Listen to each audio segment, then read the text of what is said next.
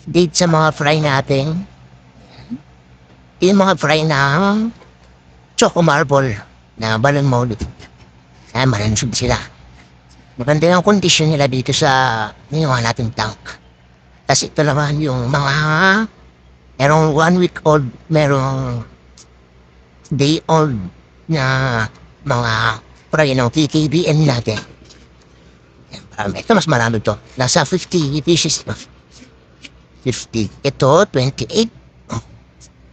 So, araw-araw may nadatagdag sa nila eh. Kasi nagdadrop itong mga PTBM natin pa unti-unti.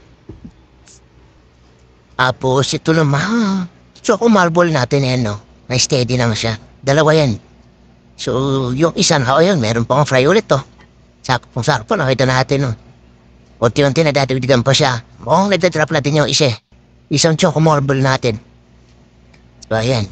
Kunin na natin yan, lilipat natin yan dito sa mga fry ng choco marble. So, ayan. Nalusog sila. Ayan.